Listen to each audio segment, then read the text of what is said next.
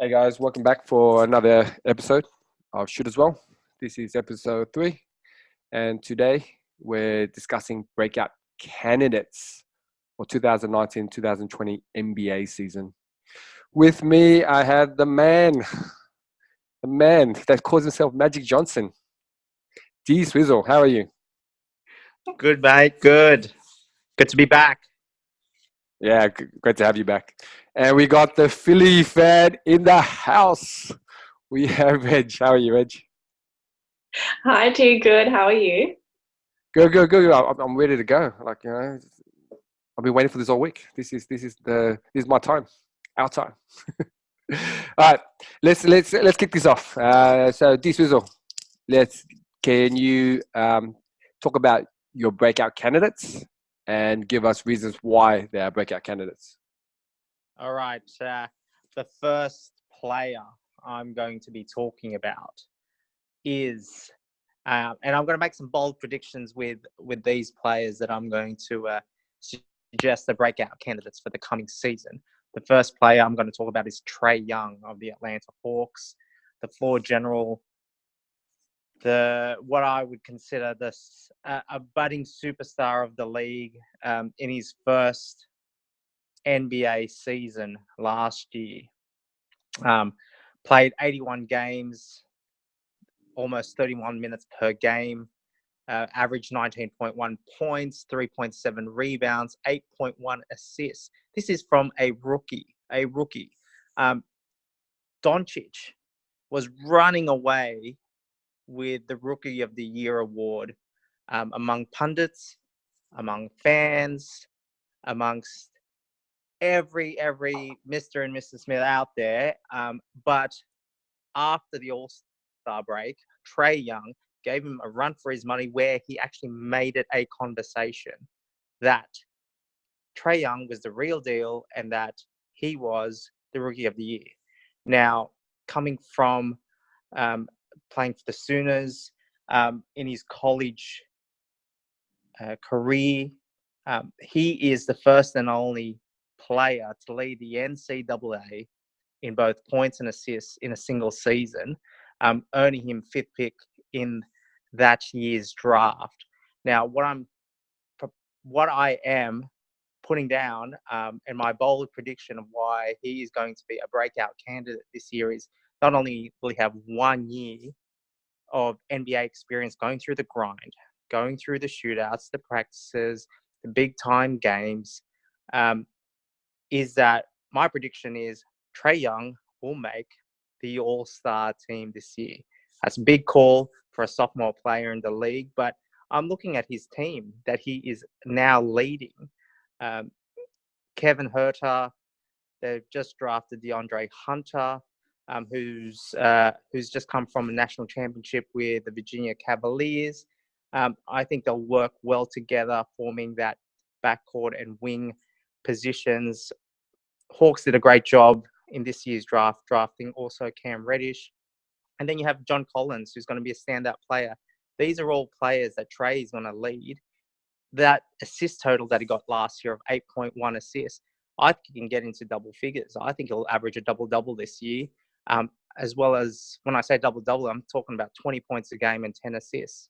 And that will lead him to an all-star selection. He's got a serviceable bench. The team is revolved around his style of play. And he is Steph Curry 2.0, raring to go, even started his NBA season and his NBA career quicker than Steph. So we all saw it. There was a game in March of last season where in a quadruple overtime loss to Chicago, Trey dropped 49 points and 16 assists. That's no fluke. He's a scorer and he's a passer and he makes other players better. So that's my first breakout candidate of the new upcoming season. Okay. Reg, do you have anything to say about Trey Young? I agree with a lot of the things you just said, D-Swizzle, but the thing that's standing out for me and Trey Young is his defense. I mean, he is a dynamo offensive player, and the stats you just shared with everybody are testament to that. But his defense needs improvement if he wants to be a legitimate breakout candidate this year. I think he needs to work hard at being a solid two-way player. So that's my only question mark for Trey Young. Well, there are having only played 1 year in the league. There are obviously aspects of his game that could do with improving. I mean, he only shot 32.4% from three-point range last season. That was down from his college career of 36%. His three-point percentage clip could well improve, and point taken regarding his defense. But the same could be said of Steph Curry, who has previously won an MVP award and has also previously been given unanimous nods to the All-NBA first team. But to be a complete player, I wouldn't disagree with that. But if we're talking about taking the game to the next level, I think the Hawks will make the playoffs this year, and that Trey Young will be a big part of that. And for me, that justifies legitimacy as a breakout candidate this year. Yeah, I guess my argument about Trey Young is he started really well, and majority of rookies struggle in their sophomore year. That sophomore slump. Yeah, sophomore slump, but he's playing for the Hawks, so he's got to get a lot of ball. And the second thing is, people are actually going to take him seriously now. They'll scout him properly. When you play against a rookie or you don't know his game, you basically get an opportunity to score a lot because the guy guarding him didn't do the homework. But now that he's developed a name for himself, they'll definitely look for his tendencies. Cool. Let's move on. Let's move on to the next one. So Reg. Who is your breakout candidate? My first candidate is Mr. Jason Tatum from the Boston Celtics. I feel like he's a pretty obvious one. I feel like before Kyrie got injured when he was with the Celtics a couple of seasons ago, I feel like Jason Tatum was well on the way to having his breakout season. Sorry, I think I've got that mixed up. So when Kyrie got injured, the doors opened for Jason Tatum. His efficiency improved, his usage rate improved. And then Kyrie came back in the 2018 season, and things kind of just seemed to fall away for the Celtics, including Jason Tatum. But now that Kyrie's gone again, I think Jason can get right back on that wagon and show everybody the potential that he has. So I think the doors are opened for Jason to break out and start leading the Celtics to another championship potentially. And yeah. So I think yeah.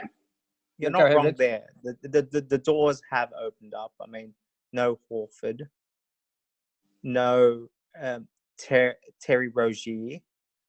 There's some certain holes in that Celtics roster now that need to be filled, and if Tatum can get back to the form that he showed, where he is an alpha on the team, because I think he really was a bit timid last year, and I think you raised this earlier in that going through that sophomore slump. I think he really hit that wall last year, and because like you said, people can read his game better. But certainly the opportunity is there for him now, and Coach Stevens is still arguably one of the better coaches, if not in the top 5 coaches in the league. And he knows how to bring out the best in these players. And high up there on that list, that offense will revolve around him and Kemba. And those two guys have got to put points on the board to be successful. The other thing that I think people maybe haven't realized is, even though generally last season it was kind of seen that Tatum dropped in terms of his showiness, in terms of his explosion on the court, but his stats actually improved. If you're looking at his rookie year compared to last year, his stats improved. And if that's anything to go by, he is in for a big year this year. He's only just going to get better. This is coming from a Philly fan. Okay. All right. I guess where it gets interesting, though, is he's widely expected to have a breakout season this year, but where does that the line between expecting him to have a breakout season and then putting pressure on him to have a breakout season? Yeah. Is he still getting trained by Kobe? Because he might have that Mamba mentality by now.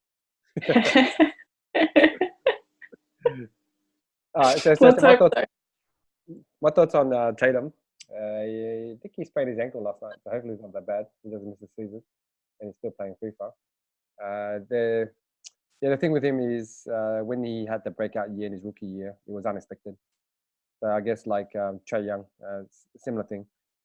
But the Celtics, pretty much, there's 4 of them on the US team. So I think they'll mesh together, and I think he'll be a standout this year for sure.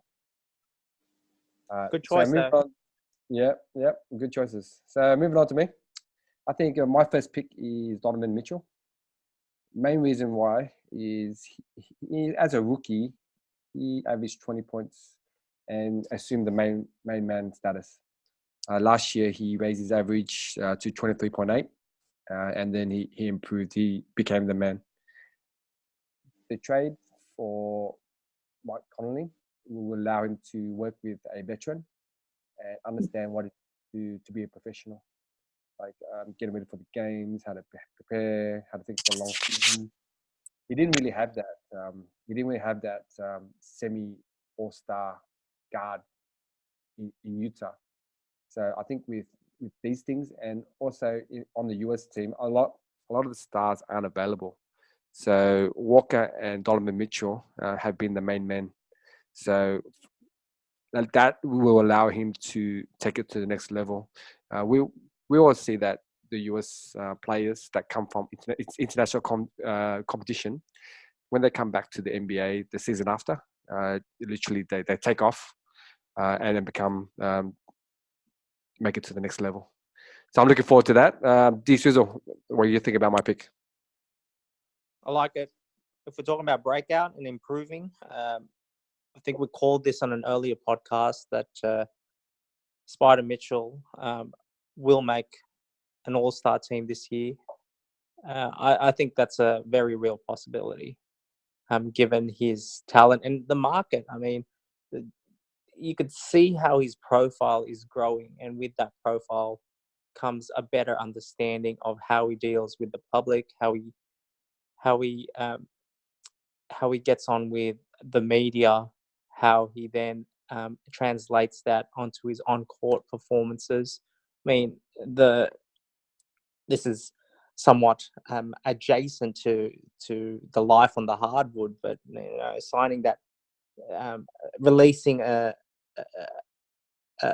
sneaker based on the Spider-Man theme. I think that's transcending borders now, internationally, toured through China, promoting his new shoe.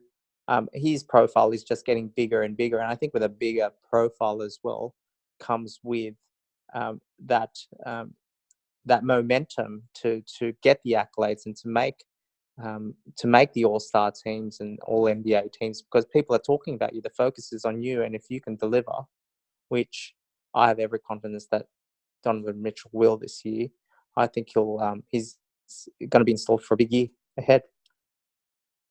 Sure. Reg, thoughts? I like it. I like it a lot for all the reasons you guys just said. He, everybody loves him. He's got no pressure. He's got no pressure to make last-ditch plays anymore.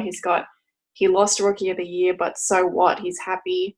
He's got a good team around him. He's doing what he loves, and it's very clear that that's what's happening. And all of that is giving him a foundation to be even better and break out this season. So I like it a lot.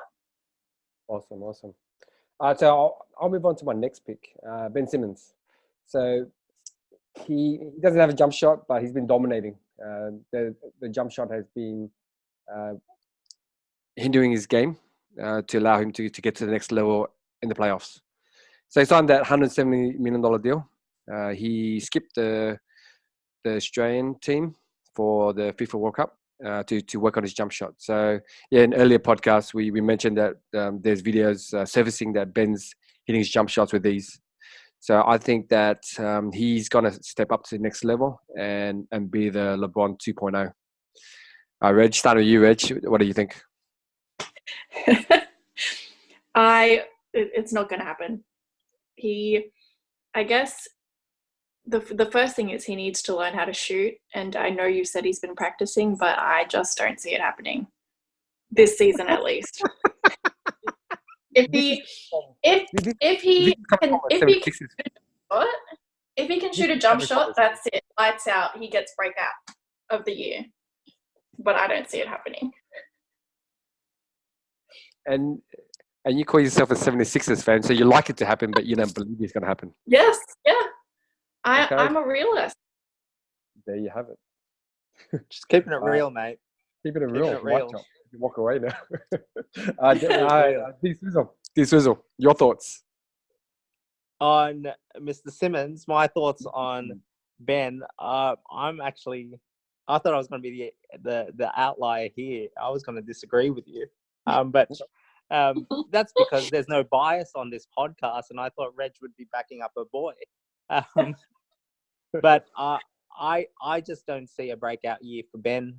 I think that roster, that Sixers roster, is that stacked that statistically, I don't think he will get the same statistics and stats that he has in previous seasons, whether that gauges success or breakout candidacy. I think when players talk about how successful their season was, they talk about, did they win a championship? Did they perform better? Did their team perform better during the year? How did they get over the second round of the playoffs that they couldn't get over the year before? I just don't see Ben putting up the same numbers as he has done in his previous season, given the roster depth, the starting lineup depth of the 76ers. And I think that the Sixers might be in flux. I think there's going to be a bit of the big two there with Joel, Embiid, and Ben. I see some friction there. I'm just calling it how I see it.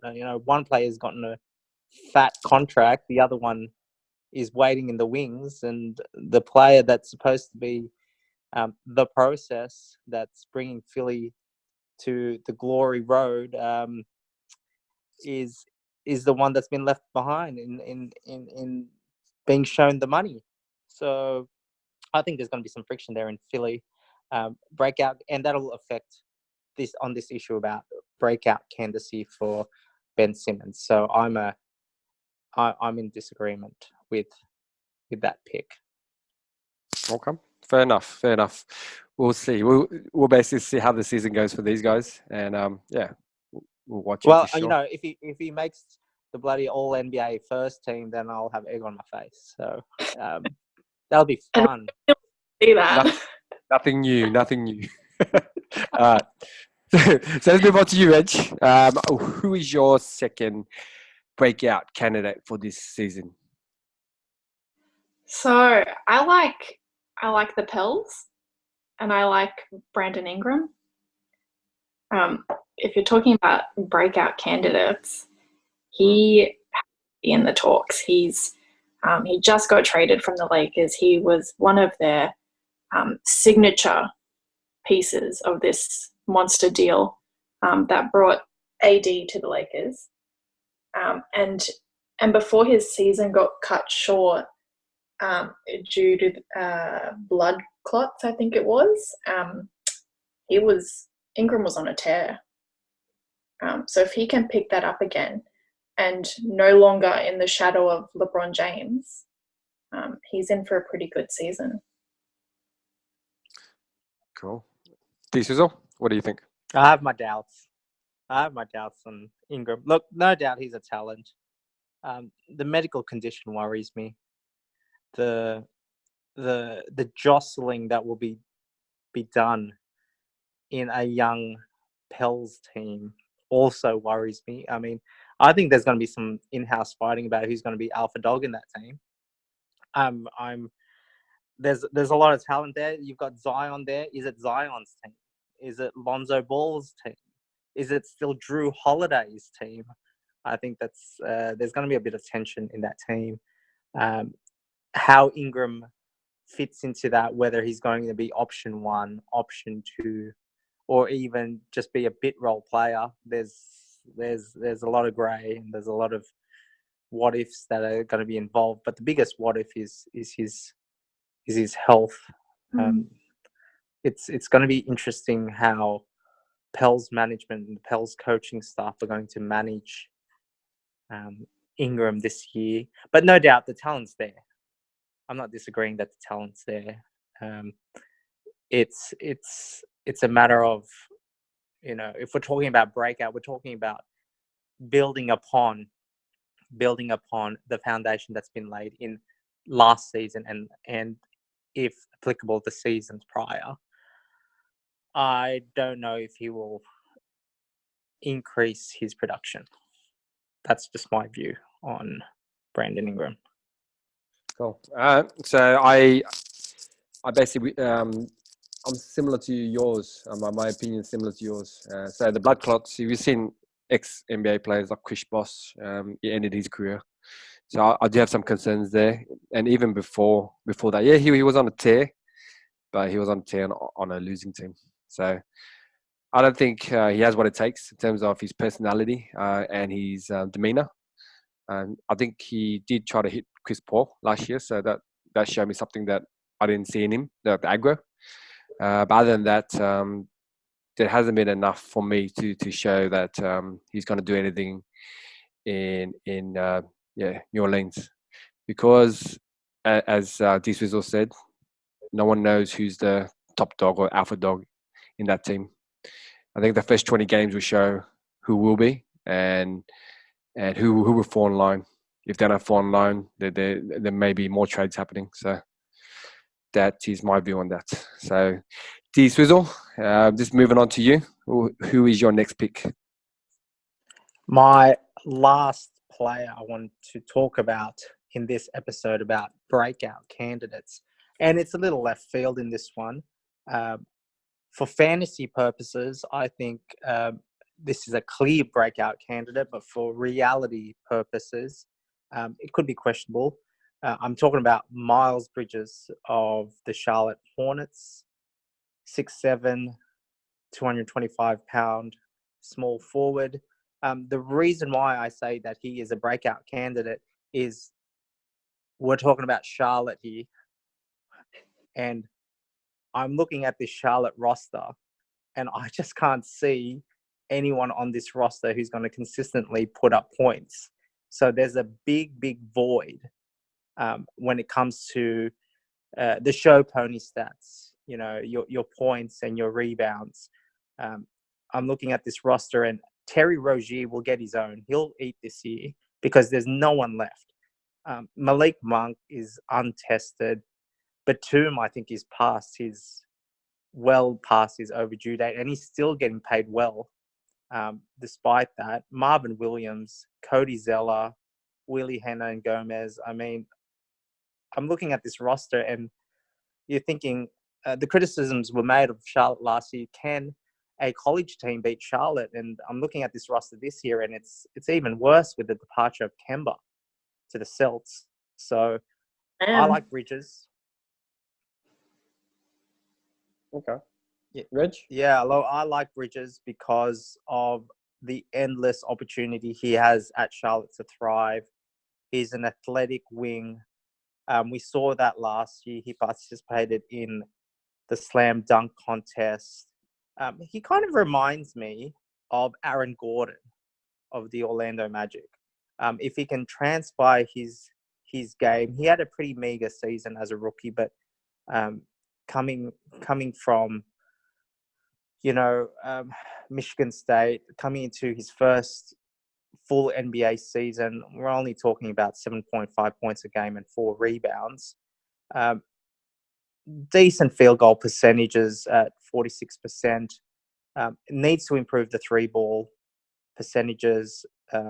His free throw percentages could also use with an improve, but I think with improvement comes by way of opportunity. And I think he's got that in spades in Charlotte. Expect big things from Miles this year. I think, if anything, the prediction on my end will be that Miles Bridges will lead the team in points this season. And that is my take on him being a breakout candidate. Okay. Reg, what do you think? Yeah, I don't know. I don't see Charlotte being competitive at all this season, and Miles Bridges will be good. He's a long-term future, but I don't see Charlotte being competitive, and I don't see anybody standing out this season for their team. So yeah, Charlotte's not a very exciting prospect for me this season, and I don't think that's a good environment for Bridges to step up and have a breakout year. Okay. I'm not disagreeing with you that it's a shit environment, a shit spot to be in. I'm not disagreeing with you there, but the team has to field a squad to play in at a minimum 82 games a season. Someone's got to put points on the board out of this team, and I think Bridges will be the guy. So my thoughts. I didn't know who you were talking about, so I had to Google it. So Miles Bridges. So looking up his stats from a mathematical point of view, he did a lot in terms of when he got on the court, 20 minutes a game. He's average 3-point shooter. Yeah, he was on a slam dunk competition. That's where I know him. Yeah, I watched him when he slam dunk. He did a couple of good dunks, but yeah, other than that, I agree with you that someone has to score the points, so it could be him. But yeah, I don't see it. I don't see it. Like he has to get the starting nod over, I guess, the more expensive players in front of him, and Michael Jordan has to make it a full youth movement. If he does that and he benches all his so-called stars for trade bait, definitely can happen. But yeah, this one's kind of out of left field for me, so I can't agree with this one. So I'm against this one. Well, I can't always conform to the norm here, but that's why you guys love me to be on this show, because I like to think outside the box. That's right. All right. That's why. Yep, go Rich. Sorry. No, I was just gonna say it's fair enough. You hadn't watched him, or you hadn't remembered him from the slam dunk competition, because everyone after Donovan Mitchell is kind of forgettable. Very true. The young generation. All right. With that, I think we're going to close off this podcast. So yeah, if you like our podcast, support what we do. Make sure you like us on YouTube, follow us on Spotify, and all our social medias, which we'll link below. It will show us that we're doing something correct, and you like listening to us. and we'll keep on producing more for you guys. So if you got any ideas, just post them up directly to me. If you don't want to post on social media, I have been getting some feedback for some of my friends. They're a bit shy on social media, so just DM me. Just any ideas at all. We'd be happy to talk about it. Other than that, any closing statements, D-Swizzle and Reg? It's going to be exciting to watch players develop and players who no one would ever have picked at the start of the season to do well, and that's what I'm looking forward to this year, is that someone in the league wowing us by their improvement. So I'm looking forward to that. And Reg? Yeah, I agree.